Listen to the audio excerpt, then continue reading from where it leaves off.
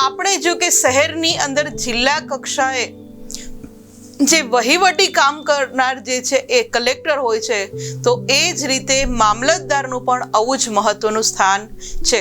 તો ચાલો મામલતદાર વિશે માહિતી મેળવીએ.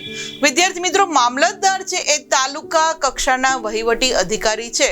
જેમ જિલ્લા કક્ષાના જે વહીવટી અધિકારી હતા એ કલેક્ટર હતા, તો એ જ રીતે તાલુકા કક્ષાના વહીવટી અધિકારી કોણ? તો કે મામલતદાર. તેઓની પસંદગી છે વિદ્યાર્થી મિત્રો એ રાજ્ય જાહેર સેવા આયોગ ગુજરાતમાં કે જીપીએસસી દ્વારા લેવાતી પરીક્ષા દ્વારા કે બઢતીથી કરવામાં આવે છે. કે મામલતદારની જો આપણે મામલતદાર બનવું હોય, ઘણાને તમે સાંભળ્યું છે કે મારે મોટા થઈને મામલતદાર બનવું છે, તો મામલતદાર કઈ રીતે બની શકાય? તો જેમ કલેક્ટર બનવા માટે યુપીએસસીની એક્ઝામ દેવી પડે, તો એ જ રીતે મામલતદાર બનવા માટે વિદ્યાર્થી મિત્રો જીપીએસસીની એક્ઝામ તમારે આપવી પડે. અને જીપીએસસીની એક્ઝામ તમે પાસ કરો પછી તમને આ મામલતદારનું પદ મળી શકે છે. જ્યાં ઇમેજની અંદર મામલતદાર કચેરી છે એ આપણે જોઈ શકીએ છીએ.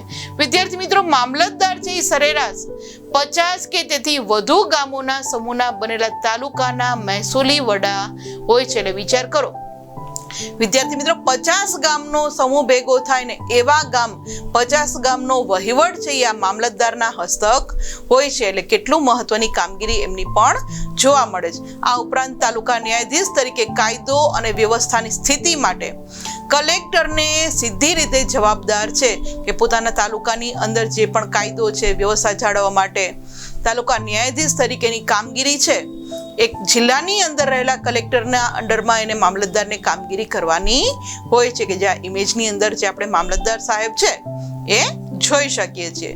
આ ઉપરાંત વિદ્યાર્થી મિત્રો, સ્થાનિક સ્વરાજ્યની ચૂંટણીઓ માટે મતદાર યાદી તૈયાર કરવી, ચૂંટણીઓ યોજવી, વિવિધ પ્રકારના દાખલા, પ્રમાણપત્રો આપવા, મધ્યાહન ભોજનનું આયોજન કરવાનું કામ, સંચાલન કરવાનું કામ, એનું નિયંત્રણ કરવાનું કામ, કુદરતી કોઈ આપત્તિઓ આવે તો આ સમયે રાહત બચાવની કામગીરી કરવાની જે પણ કાર્યો છે એ મામલતદાર દ્વારા કરવામાં આવતા હોય છે. કે જ્યાં ઇમેજની અંદર આપણે જોઈ શકીએ કે મામલતદાર દ્વારા કેટલી બધી કામગીરી કરવામાં આવે છે.